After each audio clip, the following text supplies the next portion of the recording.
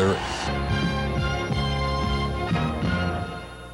Good evening, and thank you for joining us. The temperature is high in Dallas, and so is the anticipation of the Republican National Convention. While the weather is steamy, controversy at the convention is not expected to be so hot. A unified party will be gathering together tomorrow. Stan Turner is anchoring our coverage from Dallas and joins us now live via News Star 5. Good evening, sir.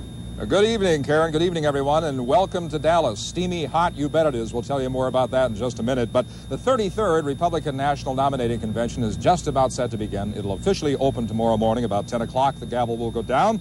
And the 32-member Minnesota delegation's pretty much in place. They're all settled in and ready to do business tomorrow morning. The last of them arriving today here in Dallas. They will be headquartering at the Summit Hotel that's located in the North Dallas suburb of Farmers Branch. Now, the delegates are not really waiting until tomorrow to get the fun started. Tonight they were treated to some good old-fashioned Texas hospitality, Dallas style. The delegates were guests in a private home of an exclusive area of North Dallas. The hosts were actually away in California, but the delegates were having too much fun to even notice. A few former Minnesotans and parents of children now living in Minnesota welcomed the delegates there, and this was just one of the first of many parties planned this week by and for the Republicans. And now that they are here, the delegates, as we say, are enjoying the parties and all the fun-making here, but they came here because of their issues and their points of view, what they want to express here. Our government specialist, Lindsay Strand, joins me now from outside. Is that ever outside the convention? It's still hot here. We'll tell you more about that. She's going to tell us about who these delegates are and what they stand for. Lindsay?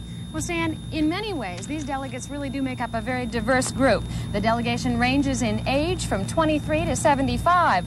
The members have wide-ranging interests outside of politics. The delegates include farmers, ministers, and small business owners. There are several delegates who are homeowners. One person is currently unemployed. But the diversity ends when it comes to the issues here. We surveyed the delegates prior to the convention. 28 of the 32 responded and revealed a delegation with essentially one political viewpoint and few dividing differences. Conservative grassroots delegation to Dallas. Ronald Reagan couldn't have done a better job for himself if he had personally picked the Minnesota delegates. This is a group of socially and fiscally conservative Republicans with strikingly similar views on just about everything. 83% of those responding to the Eyewitness News survey describe themselves as conservatives and say they want the party platform to embrace conservative philosophies. Nearly all share the opinion that women should be treated as equals, but this delegation is unified in its opposition to the proposed Equal Rights Amendment as it was originally worded. None of the delegates support a woman's unrestricted right to choose whether to have an abortion. 52% approve of abortion only in cases of rape, incest, or threat to a mother's life. 48% would ban abortion under all circumstances. Despite the unanimity on social issues, the delegates say it is the pocketbook and spending issues that are important to them. Most cite the federal budget deficit as the nation's pressing domestic problem. 45% believe it should be balanced only through cuts in social programs. None of the delegates responding to the survey favor raising taxes. President Reagan gets high marks for his foreign policy from this group. 68% say it is excellent. And 2 out of 3 of the delegates say the world has become more secure over the last 4 years. If there is a surprise in the views of the Republican delegates, it is that 2 out of 3 also say they support a mutual, verifiable nuclear weapons freeze. And there may be a surprise in the composition of the delegation itself. These are not party newcomers for the most part, but seasoned party members. 81% saying they have been active in independent Republican politics for more than a decade. The amount of time that these delegates say that they have been active in the party contradicts the notion that there are so many newcomers to the party here.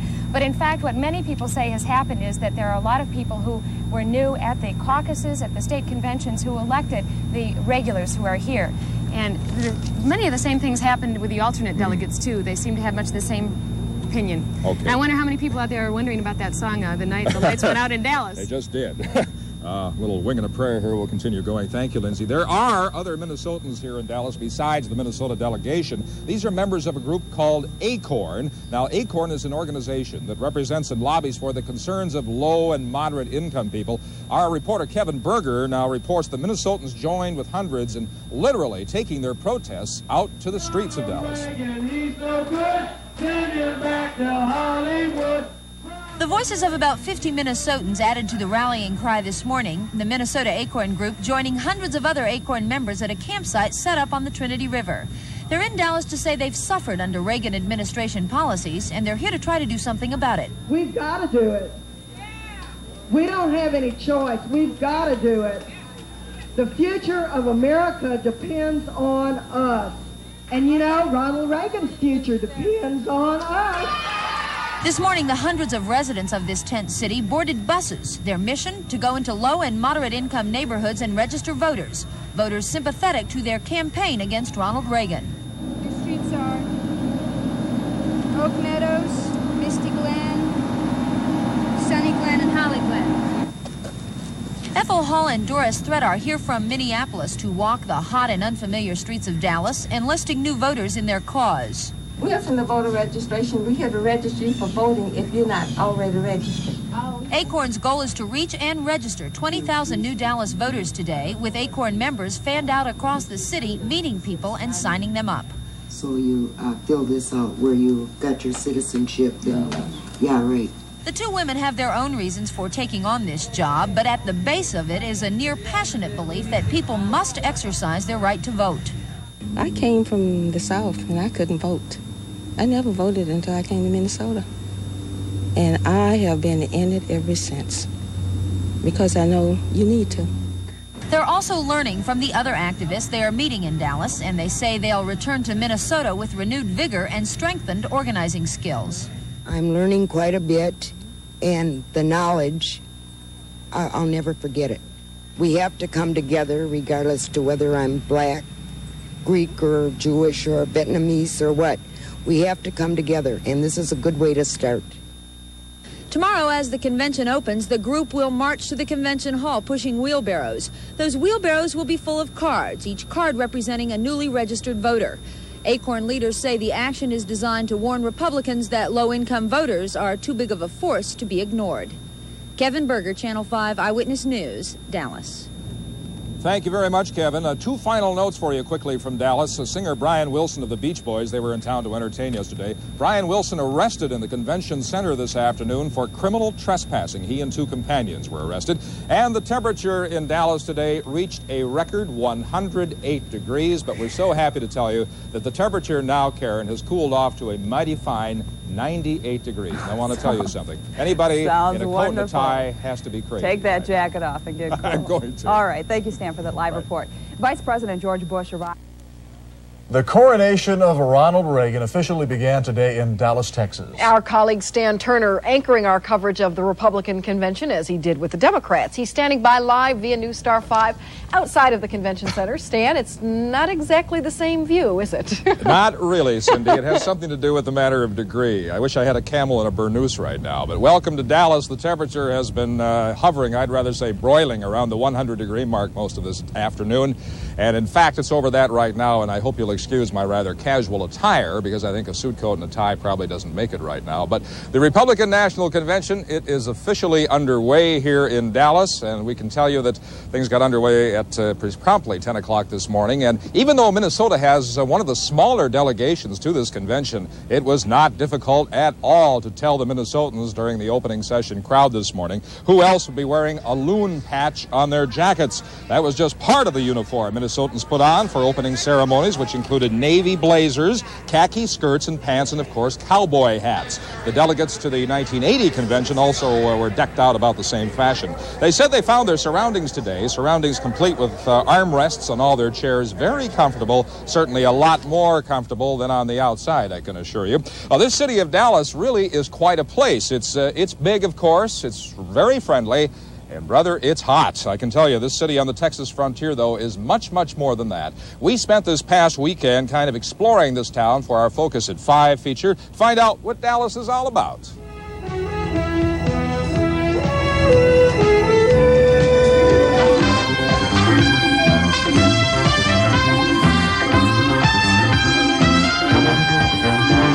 Television has a way of forming images for the masses. The current image of Dallas is beamed into homes every Friday as a city of excitement and newness, a city where the Old West collides with the power of new money. It's a city that is still developing its own identity, deciding what it wants to be when it grows up. And Dallas is looking to the Republican National Convention for cues. Looking at Dallas today, it's the 7th largest city in the U.S. with the 3rd fastest growing rate among major cities. It's gone from a frontier town to a sprawling city of nearly 1 million people. 29% of the population has been in Dallas less than 5 years. Growth has been so rapid here that the construction crane could easily be adopted as the municipal bird. If you turn your back on Dallas long enough, a new skyscraper or office building is bound to emerge. Most Americans view Dallas as an oil town. Not really. It ranks 3rd behind New York and Chicago for corporate headquarters, and Forbes magazine lists Dallas as the 3rd leading high-tech center in the country. The Dallas Market Center near downtown is the world's largest single-site merchandising mart, attracting 500,000 buyers a year. David Fox chairs the city's welcoming committee to the convention. He's hoping Dallas's week in the spotlight will enhance the perception many people have for the city. We want them to see it as a city of opportunity. It's an open city, a city people can be involved in, a city where people make a difference, a city where people can make an impact on their city. It's a growing market. It's a good place to live. It's a good place to raise a family. It's a good place to have their business. I think if they take a total look at Dallas, they're going to be very pleased with it. But this Sunbelt giant hasn't showered all its residents with riches. Some neighborhoods that sit in the shadow of the gleaming new downtown bear striking resemblance to the ghettos of the older cities of the Northeast. Dallas is also a city where poverty thrives. More than 50,000 housing units are classified as substandard because they fall short of minimum city health and safety codes. For years, when people thought of Dallas, they envisioned a sprawling, hot Texas city. But all that changed on November 22nd, 1963, because of what happened here. This is Dealey Plaza, where President John F. Kennedy was assassinated as his motorcade traveled through Dallas. The grassy knoll and school book depository remain as grim reminders. The citizens of Dallas raised the money to build this abstract monument to honor the fallen leader. These structures consistently remind the crowds of the curious that this is where a modern tragedy happened. It's a historical event. It happened in Dallas. We always have visitors that come down to the plaza and take pictures. We understand that. I don't know if there's any. If there was a stigma, then I don't see it anymore. But now, city leaders see this Republican National Convention as a once-in-a-lifetime opportunity to update its image with the vision of a new Dallas, a chance to show the nation up close what this Texas town is really all about. An estimated 30,000 people will descend on the Dallas Convention Center this week. More than 5,000 delegates and alternates, 10 to 15,000 guests, and the media will be out in force, although not as heavy as during the Democratic Convention last month. This first ever national political convention in Dallas will have an immediate economic impact in the $25 to $30 million range. The city has contributed nearly $4 million to help produce the convention, but that money has all been privately raised. The finishing touches in this huge convention hall were made this past weekend, and hundreds of youthful volunteers from across the country were given some final instructions in what role they can play to make sure this convention runs smoothly. It's obvious that the Republicans will not be making a great deal of news here because there's no question who the nominee will be. Convention planners have been very careful to cater their prime-time gathering to network television. I think you'll see a very tight, well-controlled, well-managed type of forum here that the delegates will enjoy and the viewers out there will appreciate. Blazer has also made a point of giving this convention hall a more intimate look than in past years. Soft earth tone colors dominate the podium area, and the speaker's platform has been lowered to make it more a part of the audience and closer to the floor. The convention hall is only one part of this orchestrated effort to make the delegates and guests feel welcome. The nearby Market Center has been turned into a haven for memorabilia buffs. You can buy just about anything remotely associated with the Republicans, or with an elephant for that matter. And Saturday night, the best of Dallas turned out for a huge glitzy bash at the Apparel Mart.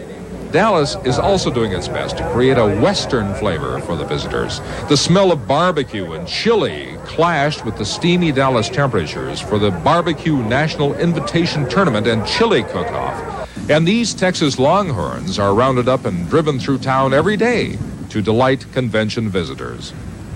We're back live here in Dallas now. Live, I talked about steamy temperatures there. At last report, it's 101 degrees here. The temperature in Dallas in August averages about 95 degrees. Yesterday, rah-rah, we struck a record here of 108 degrees. The highest ever recorded, though, in August was 113 back in 1980. But, folks, Dennis and Cindy, I can tell you, once it's over 100, it really doesn't matter.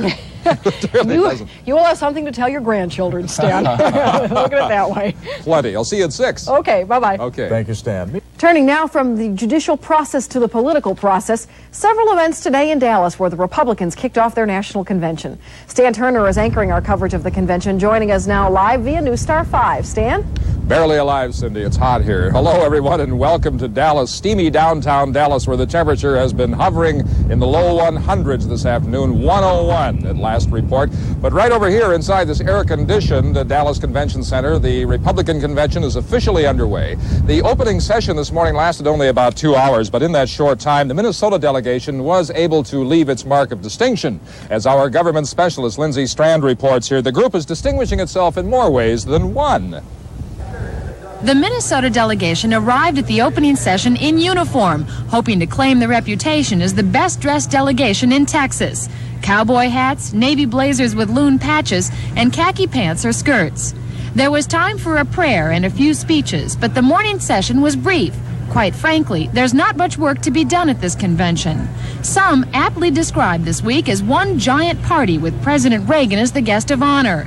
Minnesota's delegates say they have a lot to celebrate.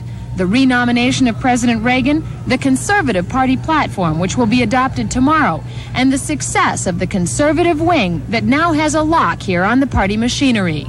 We have been present, and we've been fighting in the conventions for resolutions, leadership positions that reflected our views so that it would follow through, and I think now we have it. Party chairwoman Marge Grunis is one of the independent Republicans staying at home this week. She was denied a delegate slot and worries about the direction of the party. We aren't going to win elections if we shut the door and say only this kind of an adjective, Republican, is welcome in this state, because it's not going to work. Senator Dave Durenberger, who describes the delegation as far to the right of where he is, made his own decision not to come to Dallas.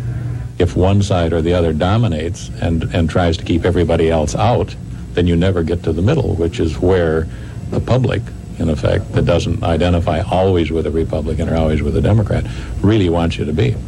Because the conservatives were put down for so long, they're feeling their oats a little bit, and so they got a little grabby. But I think you're going to find that moderating. The growing strength of conservative Republicans is happening across the country, but apparently in no state has it happened as fast or divided the state party as deeply. In fact, Minnesota is being singled out by national reporters and politicians as the example of what many believe will become the national trend. At the Republican National Convention in Dallas, I'm Lindsay Strand reporting. Well, this week, party leaders who are sensitive to the basically uniformly conservative viewpoint being expressed here are taking some measures to try to counter that back home. Toward that end, legislative candidates back in the various states are inviting Republicans to sit in and watch with them Mr. Reagan's address this coming Thursday night. Well, there are a number of groups here in Dallas who are here to protest the president's policies. They've been living in a makeshift tent city just outside of downtown Dallas. But this morning, almost 1,000 of them marched the mile and a half to the convention hall. About 50 Minnesotans are included in that group. The group is protesting everything from Reagan economic policies to defense spending to the administration's policies in Central America. A chain-link fence erected by the city of Dallas kept most of the convention alternates and delegates from even seeing or hearing the protest group. Kevin Berger has been following this protest story in Dallas, and she's with us live now from the convention floor to give us some reaction to the protest going on here. Kevin? Well, Stan, as I'm sure you know, more and more Republicans are saying that they are the party that can try to appeal to low and moderate income voters. With me right now is 2nd District Republican Congressman Vin Weber. Do you see the party making any gains with low and moderate income voters? And what do you say to those people who say the Republican Party is not sensitive to the needs of the poor? Well, that's just another example, in my judgment, of how the Democrats are locked hopelessly in the politics of 50 years ago. 50 years ago, they divided the country into the haves and have-nots. Well, the country's changed a lot in 50 years. Our party's changed a lot, and so has theirs, but the Democrats can't quite break away from that old New Deal politics. The fact is the delegates to the Republican State Convention in Minnesota had a lower average income than the delegates to the Democratic State Convention. Okay, thank you very much, Congressman Weber, and I'm sure we'll be seeing you more. Back to you now, Stan. Okay, Kevin, thank you very much. Well, tonight, this evening session begins at 8 o'clock, and a number of women in the Reagan administration will be speaking to the delegates here. Among them, UN Ambassador Jeane Kirkpatrick and Cabinet Officers Heckler, possibly Dole will be addressing them as well. And the keynote speech coming tonight from Catherine Ortega, the U.S. Treasurer. So, Cindy, that's it from Dallas right now. Back to you in the relatively cool Twin Cities. It is very cool. We're both glad to be here, Stan. Okay. We'll see you at 10 o'clock. Okay, Cindy. Coming up next, though, on Eyewitness, Republicans just wrapping up their session tonight in Dallas. My colleague Stan Turner is live via our exclusive News Star 5 satellite for a report on the activities. Stan? Good evening, Cindy. It's balmy here. It's just what you'd call a real modest, moderate 90 degrees right now. A guy can put a suit coat on. Well, the Republicans gave over their convention this evening anyway to the women. 3 of the 4 major speakers were women tonight. They were Jeane Kirkpatrick, Margaret Heckler, a cabinet secretary, and the lady you just heard, Catherine Ortega, the U.S. Treasurer. She was the keynote speaker tonight. Now, Kirkpatrick brought the odd situation of a Democrat addressing the Republican National Gathering. She's the president's ambassador to the UN, and though she stopped short of announcing a switch over to the Republicans, she did blast the Democrats' foreign policy posture at their national convention. Democrats treat foreign affairs as an afterthought, as they did. They behave less like a dove or a hawk than like an ostrich, convinced it could shut out the world by hiding its head in the sand. Well, for her part, Catherine Ortega, you just saw her, the U.S. Treasurer, delivered the keynote address here just moments ago, blasting the Democrats for their trying to discredit the president. So let the Democrats run their campaign on rhetoric. We Republicans will run ours on the Reagan record of peace, prosperity, and pride in America. Well, Cindy, there's still some activity going on here right now in the way of a protest going on behind us, but weather was a big story, the big non-political story that did have some political effects on our Minnesota delegation. We'll talk more about these elements a little bit later in the newscast. For now, back to you. All right, we'll check with you later. Thank you, Stan. Okay. Now we turn to news coming from the Twin Cities. Let's go back now to Stan Turner in Dallas, where women's issues are also a news topic in that part of the world. Stan, I got the impression tonight that a lot of the women that we heard from, namely Jeane Kirkpatrick and Catherine Ortega, were there because of their gender. It looked like they wanted to keep women front and center at the Republican National Convention. I don't think there's any doubt about that, Cindy. We talked to this deputy convention chairman here a couple of days ago. In fact, we heard from him at 5 o'clock today, and I asked him why the Monday night session was so top-heavy with women speakers tonight. Was it coincidental or was it by design? And he didn't deny that it was by design. They certainly do want to put their female membership up front. If you look at the delegation overall, there are quite a high percentage of women here. Earlier tonight, we told you, of course, and showed you, you heard that many of the main speakers here tonight are high-ranking women in the Reagan administration. And our colleague, Lindsay Strand, is standing by now on the convention floor to talk about the gender issue as seen through Republican eyes here. Lindsay? Good evening and good evening to everybody in Minneapolis.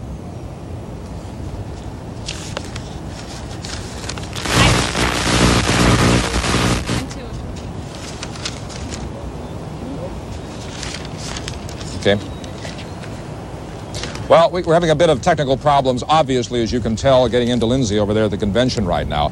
We can tell you that apart from the politics, there have been a great many political sideshows not directly related to what's going on inside the hall. These are protest groups that have come here from all over the country. About 50 Minnesotans, we can tell you, joined today 1,000 protesters who are marching from something of a self-styled tent city down in the river flats here, not too far from the convention center. They were demonstrating against several policies of the Reagan administration. The protesters are camping out in that tent city. We're told that it's becoming depleted, we think largely not for want of media attention, certainly, but because of the high temperatures. We had a high here of 108 yesterday, about 102 today. The temperatures are, like I say, very modest right now, only 90 degrees, but it has had an effect on the protesters and the delegates, the regulars as well. Many historians, by the way, believe that, well, the cotton gin really is the instrument that revolutionized the southern part of this country. But, you know, after being in Dallas now for about 4 days, I can tell you that the air conditioning unit really is the savior. I think that's what truly has revolutionized the South, at least right now in these hot, hot temperatures. Dallas is suffering through, enduring, if you will, record-setting heat right now. And tonight, Kevin Berger is going to tell us how the Minnesotans are coping, bearing up under this tremendous heat. It's not political controversy that's heating up visitors to Dallas. The heat is generated by the relentless Texas sun. Even in the evening, the temperature hangs in the 3 digits. The mercury at Tent City rose as high as 115. It's here that protesters are camping during the convention, 50 Minnesotans among them. Today, the group marched more than a mile to demonstrate outside the convention hall. The Minnesotans carried ice and cool drinks along with their protest posters and were glad to see a fountain along the parade route. It was a Democrat who first said, if you can't stand the heat, get out of the kitchen. But this week in Dallas, Republicans appear to be modifying that old saw. For them, the expression goes, if you can't stand the heat, get into the convention. The convention hall is cool, sometimes almost too cool. Minnesotans are ready for the break. It's heaven. It's beautiful, nice and cool. Do you almost wish these sessions would go for 24 hours? Yep.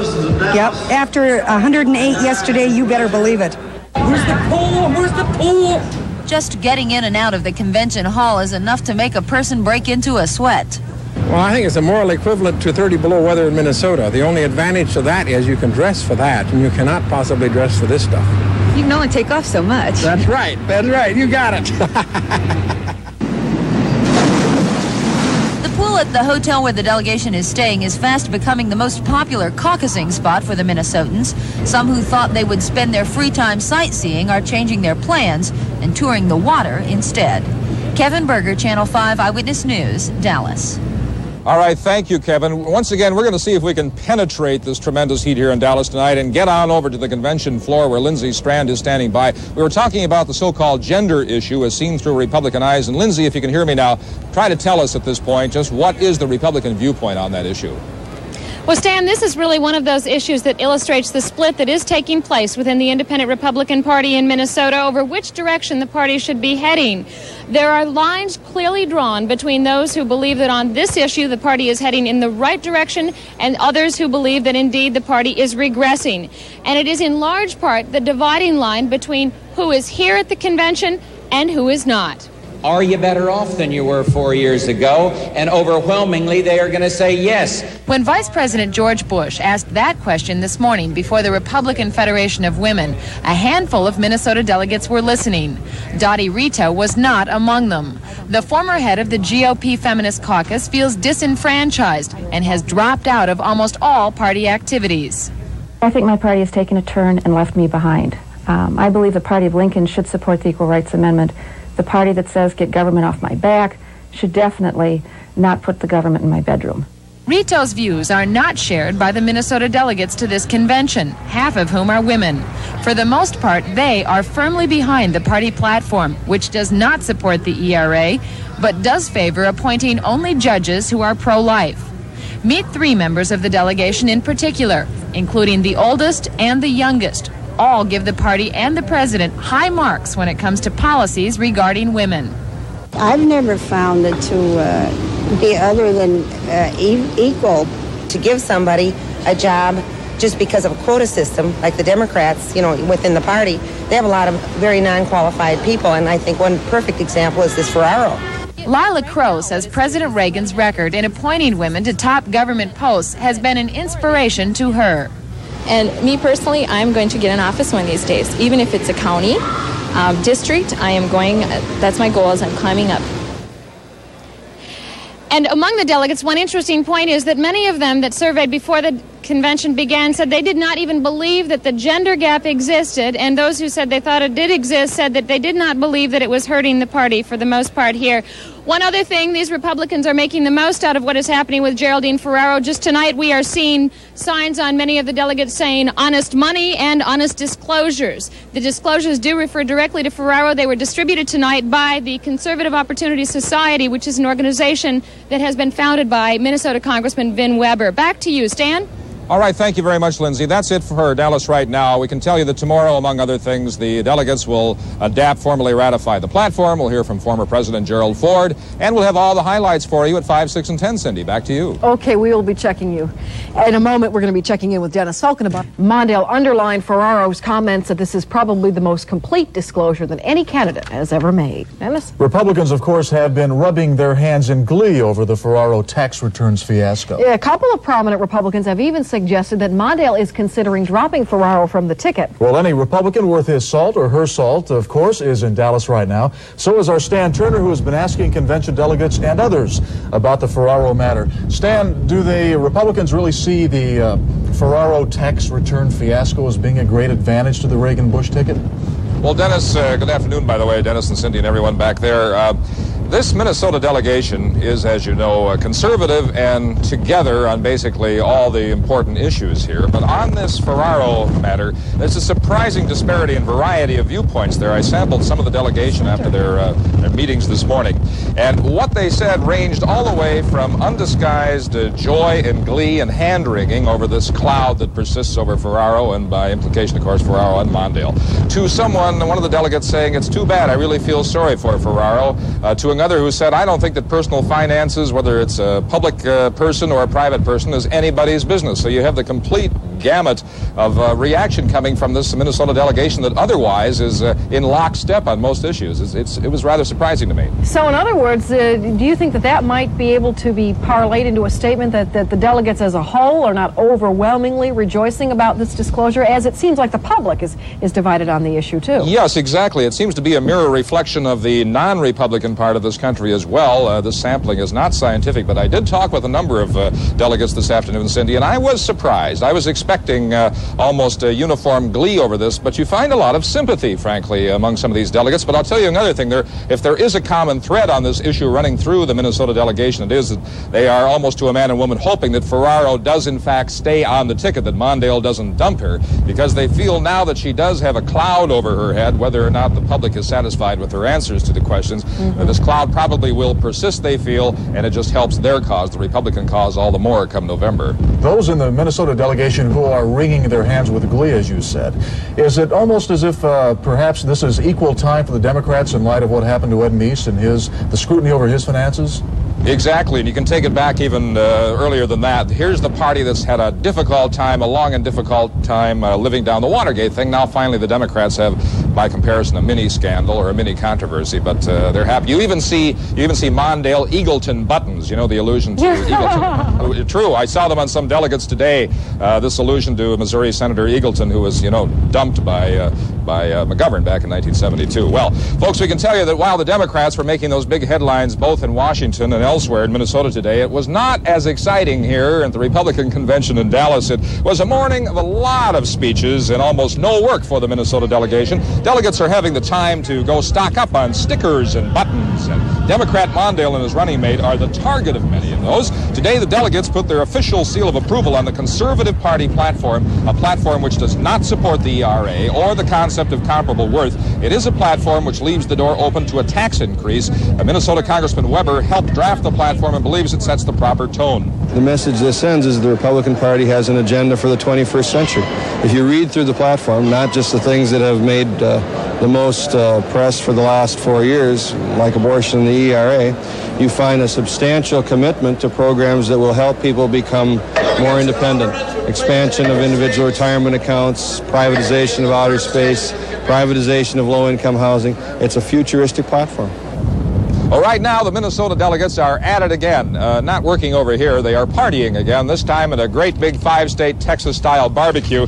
One of the major social events, by the way, of the convention will take place later today. It's this evening. It's a fundraising dinner put on by the National Conservative Political Action Committee. You know that as NCPAC. And it'll be held at the Circle T Ranch. And that happens to be home of the rich man Bunker Hunt. And tickets, folks, are going for a cool, in this hot city, a cool $1,000 a head. Thank you.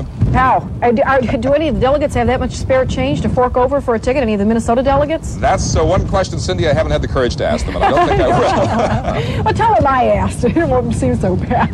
Thanks, Stan. We will see you at 6 o'clock. Right. Thank you, Stan. Still much more administrative business being taken care of at the Republican National Convention today. The party approved its platform. That issue and more are part of our live coverage of the convention tonight. Stan Turner joining us now from Dallas. Good evening again, Stan. Good evening again, Cindy, and hello, everyone. Welcome to Dallas. This is day number 2 of the Republican National Convention, and at this moment, the delegates are readying themselves now for their evening session. That should get going in a little under 2 hours. By the way, the delegates held their final morning session this morning, so that'll do it for the AM sessions of this convention. The Minnesota delegation, as a matter of fact, the convention as a whole, is composed of many young people and conservative people. And that's quite a change, of course, from the protest years of the 1960s and the 70s when the label radical was attached to so many of this nation's young people. And Kevin Berger reports here now that that's quite a change, and also that conservatism is a key characteristic of the young Republicans here. Common wisdom would say that people tend to get more conservative as they get older, that people are often at their most liberal in their youth. But not this year. Among young Americans, there appears to be a huge groundswell of support for conservative causes and Ronald Reagan. Help re-elect Ronald Reagan. 1,600 college Republicans are in Dallas this week learning how to organize campus campaigns. 35 collegiate Minnesotans are part of the Youth for Reagan group, but support for the Republican administration extends beyond this gathering. Recent polls show the president's highest approval rating comes from young voters. I would say that I'm a Ronald Reagan conservative. Jamie Wheeler is a 24-year-old alternate from Austin, Minnesota. 23-year-old Randy Fuller is an alternate from Lindstrom. The two may be young, but do not consider themselves politically naive. They maintain the GOP is the party of optimism and hope, two qualities abundant in young people. I think young people are really concerned and are watching the economic recovery with great anticipation because of the better job market that this looks toward for the future. The liberals like Walter Mondale are always promising something for everyone, and I think young people see through that. It's just not possible to promise everything to everybody. 20-year-old Chip Tangen of Eden Prairie has a different view. He's a member of the Republican Mainstream Committee, an organization of moderates that insists the party's shift to the right is narrowing its appeal. There are so many issues that I think are important to young people that the conservatives are against. Such as? Such as ERA, pro-choice,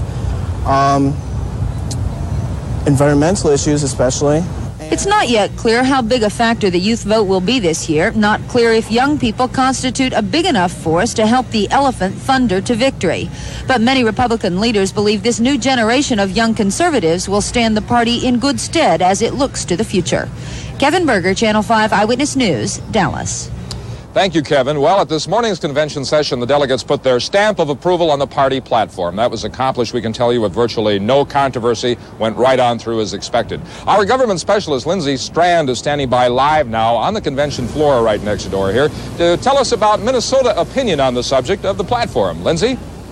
Well, Stan, as you know, the platform had the very strong support of the majority of the Minnesota delegation. This is a conservative delegation. That is a conservative platform. However, with me now is Leon Oysted, who is both the chairman of the Independent Republican Party and also co-chair of this delegation. And Leon, you have indicated to me that you have some concerns about the tone and how that will play back home in Minnesota. Express to me those concerns. Well, it's not the platform itself, I mean, in terms of the issues that it addresses, because the platform is not significantly different from 1980. In fact, it might be a little bit more moderate. It doesn't talk this time about the elimination of the Department of Energy and the Department of Education. It's the tone. But there is a tone to it, particularly with respect to the tax plank. President Reagan asked for some flexibility in the platform in the event that the revenues were not sufficient to reduce the deficit, and in the event that the spending cuts were not sufficient to reduce the deficit, that it may be necessary to implement some tax reductions or some tax increases. So that is going to give you then some work to do when you get back home in demonstrating to people that this is not so much a rigidity here that you're seeing. That's right, and our platform committee said, no, we don't want there to be any opportunity to raise taxes, and therefore we're going to pass a plank that says that you can't. Leon Oistad, thank you very much. And that is something that they did this morning here at the convention. We will be back at 10 tonight with more news. Stan? All right, thank you, Lindsay. Well, the delegates to this convention are given a great deal of free time to pretty much explore the city of Dallas and do what they want.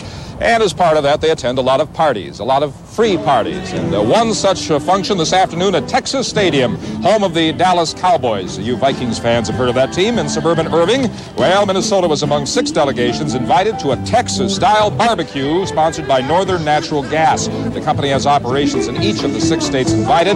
Delegates were wined and dined in the Stadium Club with a good old-fashioned Texas barbecue. Well, tonight, the parade back to business here, the parade of Republican celebrities continues with some big names on the docket tonight. Former President Gerald Ford will address the delegates, and there are 2 Doles, Robert Dole, the Kansas senator, and his wife Elizabeth Dole, the transportation secretary, and that'll button it up for now anyway. Cindy, we'll be back with the highlights at 10 o'clock tonight. All right, we'll see you then. Thanks, All Stan. right. Coming up, Now, while at home, Mondale says he's been watching the Republican convention on TV. My colleague Stan Turner has also been keeping his eye on the proceedings. We have him live now via our exclusive News Star 5 satellite for this report. Stan? Good evening, Cindy, and good evening, everyone from Dallas. We have politics with a beat tonight here. There's a reggae band going in the park over here just yonder, but it's another hot night here in Dallas, and there's been some hot oratory pouring forth from the convention center just behind me here. The Republicans keeping up their partisan attack tonight on the Walter Mondale, Geraldine Ferraro ticket.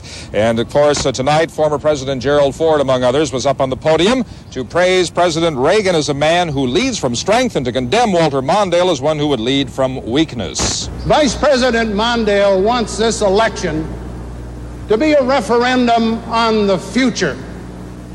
I can't blame him for wanting to forget the past, the 4 years of Carter Mondale from 1977 through 1980.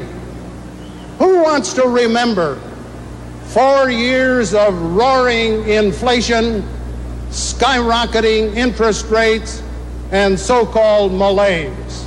Another speaker tonight, New York Congressman Jack Kemp, the author of the Reagan tax cuts back in 1981, a man seen by many as a likely candidate for president in '88. Our economy is expanding again without inflation.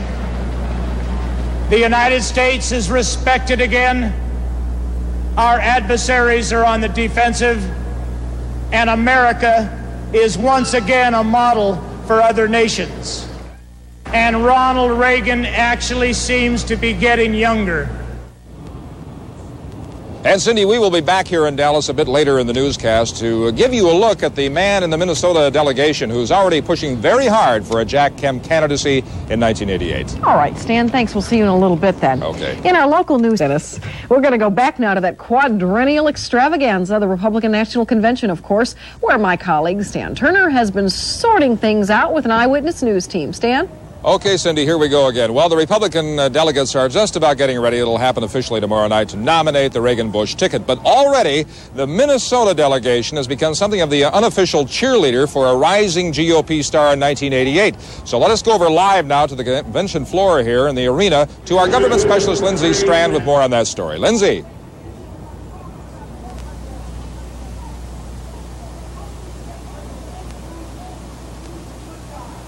Talking about. They are already zeroing in on just who should be the party's presidential nominee in 1988. And the conservative color of the Minnesota delegation is showing once again. 76% of the delegates responding to our Eyewitness News survey said they would like to see New York Congressman Jack Kemp heading the ticket next time around. Since the convention began, the Kemp in '88 campaign has essentially been operating out of the Minnesota delegation. Bon Clayton of Chanhassen brought 1,500 buttons to Dallas for all the convention delegates. Button business has been brisk. He appeals to the blue-collar voters, to the broad-range conservative, to the Westerner, and to the Southerner. That's the kind of coalition that Reagan has put together, and I think we have to try hard to continue that. Minnesota delegates are enthusiastic about the New York congressman who helped to shape President Reagan's tax cut plan and now is carrying the conservative banner for the party. Jack Kemp is the closest thing we've got to Ronald Reagan, and that's what I'm looking for. He's a good conservative and he has some good ideas, especially about taxes. For most people, it sounds early to be signing on with a presidential candidate for 1988, but not for some of Kemp's strongest Minnesota supporters. Well, I already made up my mind in 1980 that I wanted Jack Kemp. And among the other delegates, they weren't all for Jack Kemp in the Minnesota delegation, at least the ones that talked to us. There were only 3, though, for George Bush, 2 from Minnesota Senator Dave Durenberger, and 1 from Minnesota Congressman Vin Weber. Now, behind me, I'm sure you can hear the music as things draw to a close here for this final event. The big speeches tonight from many of the potential party nominees in 1988 are over, and tomorrow night it will shift back to 1984. President Reagan and Vice President Bush being nominated here on just 1 ballot. Back to you, Stan.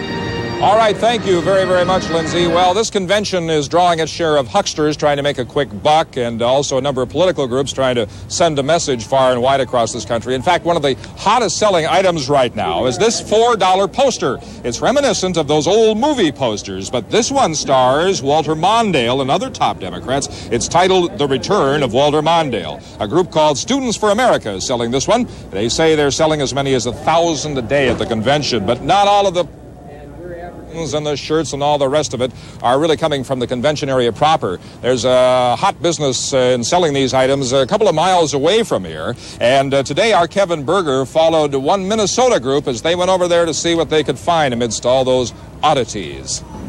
The businesses of Dallas are literally hanging out the welcome signs to visitors, and with good reason. Lots of money is changing hands as convention goers search for souvenirs. The premier memorabilia spot is this GOP gift bazaar at Dallas's Market Hall, and bizarre it is in places. The bazaar is a good 5 miles from the Dallas Convention Hall, but a lot of the people who are visiting Dallas this week are going out of their way to try and stop by. After all, a slight detour is worth it if it enables you to see an 8-foot pink elephant.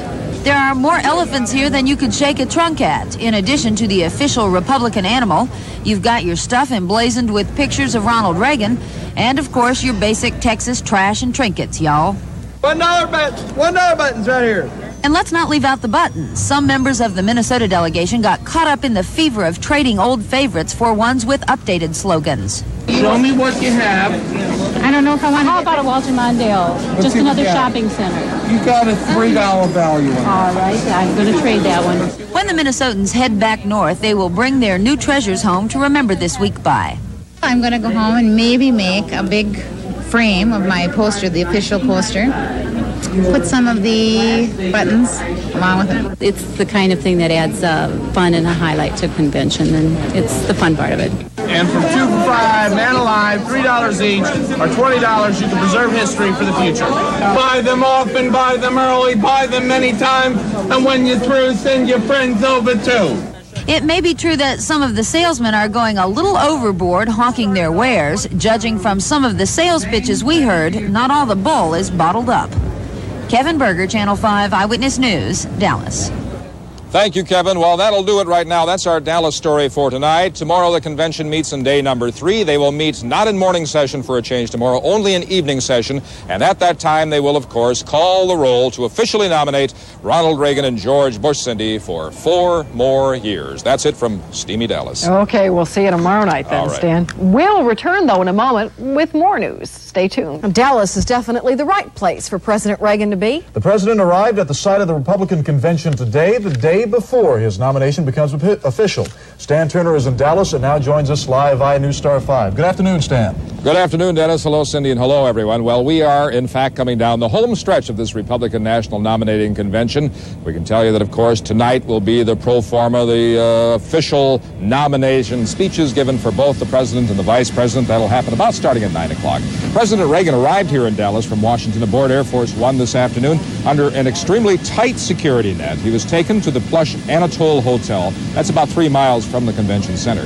The president will not be visiting the convention hall tonight, but he will watch the vote on television and prepare for his acceptance speech tomorrow night. First Lady Nancy Reagan will address the convention this evening, however. By the way, it was lucky for the president that he was not here at the convention hall at noon this afternoon. There was a 20-minute power outage. A circuit breaker blew. If you've been in there, you know the air conditioning is so extreme, it's not surprising they lost power for a time. Only those in the hall really were security people and media people, and at least they gave the media folks some stories to track down. In 1980, Minnesota happened to be one of only 6 states which Mr. Reagan and Mr. Bush did not carry. But Minnesota IR leaders say that problem could be remedied in 1984 with just a little help. Kevin Berger tells us more about that.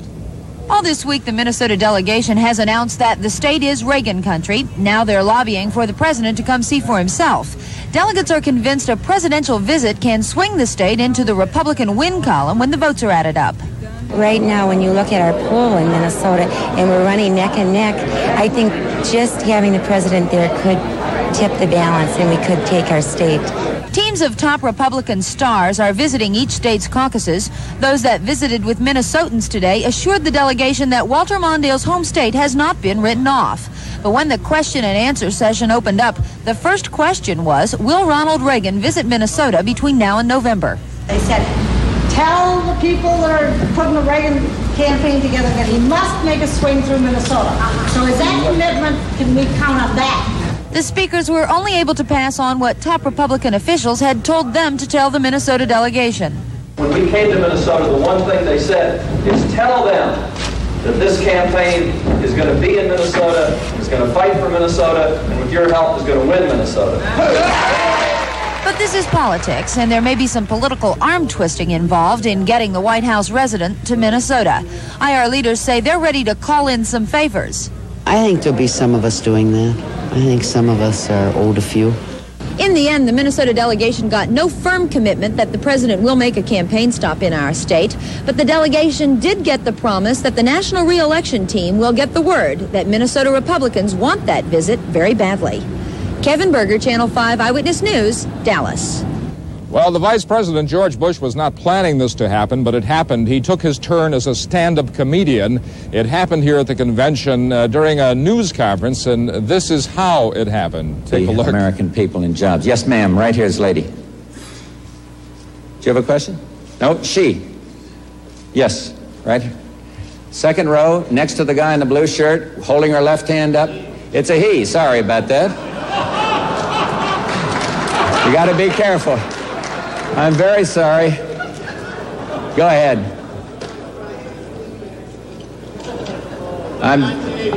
Excuse me. I'm very sorry. Go ahead. 1,000 apologies. Go ahead.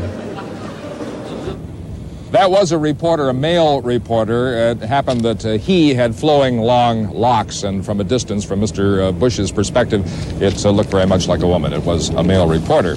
Well then, in other convention news, this has, by and large, been a peaceful convention, not only in the hall, but around the downtown Dallas area. There were several arrests, however, of demonstrators in the downtown area today, even though it was largely peaceful. The Dallas police aren't saying how many were arrested, possibly 70, but they had the problem, whatever it was, cleared away rather quickly. The evening session tonight begins at 7:30. They're allowing more time for the roll call of the states, but mostly for the nominating speeches tonight. The Pledge of Allegiance will be given by actor Charlton Heston. The national anthem will be sung by Wayne Newton. And delegates will also hear tonight from Texas Senator John Tower and Arizona Senator Barry Goldwater, in addition to the First Lady Nancy Reagan, who will be addressing the delegates tonight. So Cindy and Dennis, that'll do it from Dallas for right now. It's a little bit cooler. The sun's behind some clouds, thank goodness, and we'll bring you the highlights of these major activities going on over here tonight at 10 o'clock. I got to ask you, Stan, did you see the reporter, the male reporter that supposedly looked like a head? Did you see him? Would you have mistaken him? Yes, I would have. I did not see him. And in your person. instincts are pretty good in that department. So really, from only a few feet away, the gentleman looked very much like a lady. Who did he work for? He worked for one of these counterculture press groups. He's been living in the tent city with the poor people. Mm-hmm. It's a protest group. So, okay. But eventually he got his question off, and he said he was satisfied. He said the vice president answered it. That's all that mattered to him. Kind of wonder how Geraldine Ferraro would have handled the situation under the circumstances. Thank you, Stan. We'll see you at 6 o'clock. Thank you, Stan. Now, when we return, turning to politics now for this Wednesday, it may be pro forma, but it is still a big night for the Republicans as they vote to endorse their presidential ticket. Stan Turner, as he has been doing all week long, anchoring our coverage of the convention. He joins us now from Dallas, live via News Star 5. Stan? Good evening, Cindy. Good evening, everyone. Well, let us begin here with a fantastic understatement. That is that all indications point to a smooth first ballot nomination tonight here at the Convention Hall for President Reagan and Vice President Bush. The roll call of the states will start about 9 o'clock Twin Cities time tonight. The president arrived here in Dallas about 3 hours ago, but he will not be going over here to the Convention Center tonight. Instead, he'll be watching the proceedings on television. He will deliver his acceptance speech tomorrow night before the delegates. Earlier today, there were some heavy hitters appearing over here from the Reagan administration, not only here, but members of the Congress visited the Minnesota delegation. Their purpose was to give the delegates a pep talk and get them excited about the fall campaign for President Reagan. Delegates pushed the speakers for a commitment to get the president to come to Minnesota this fall. No promises were made, but California Senator Pete Wilson did suggest that Minnesota strike a deal with California to assure victory for the president. We'll make you this deal, and admittedly, it's better for us than for you, but it's really better for you, too. We are willing in California to sacrifice Ronald Reagan by having him in Washington for 4 more years. Your part of the deal is to take Fritz back. After that caucus meeting over at the Summit Hotel where the Minnesotans are staying, the Minnesota delegates pretty much took things easy today, all this in anticipation of tonight's nomination of the President and Vice President Bush. You know, delegates from other delegations are somewhat surprised when they come upon our Minnesota delegates here when they find that the Minnesotans are called independent Republicans. As a matter of fact, there is a move afoot now to change all that within Minnesota, and we'll go live now inside the Convention Hall, and we want to hear more about this from our government specialist, Lindsay Strand. Lindsay? Well, Stan, you've heard the expression, what's in a name? And when it comes to Minnesota Republican politics, the answer may be too much. The IR party chairman is one of many delegates here who believes that it may be time to drop the word independent from party and get straight back to GOP politics. At first glance, the Minnesota delegation looks like any other at the convention. In fact, the delegates wearing their cowboy hats look like all the rest of the Republicans in Dallas. But these delegates are more independent, at least when it comes to names. Minnesota is the only state in the nation with an official party name of something other than Republican. But the distinction may not last long. Both co-chairs of this delegation would like to see the name changed back to simply Republican. If it was an adjective, yes, we are independent Republicans. But it isn't an adjective, and therefore it sounds as if it's an independent and a Republican party, and it's not. It is a Republican party. I don't think there's any reason to continue that, and a lot of people would like to see us become the Republicans again. In 1975, the name was changed to attract more Republicans. There was Watergate to forget, and surveys had shown that the word Republican by itself produced a negative reaction among many Minnesotans. But today, the word independent has a very negative connotation. I don't feel independent about my efforts. I feel that I'm a part of a team. Others think it's just clumsy. Because it's too much work for people to say IRs.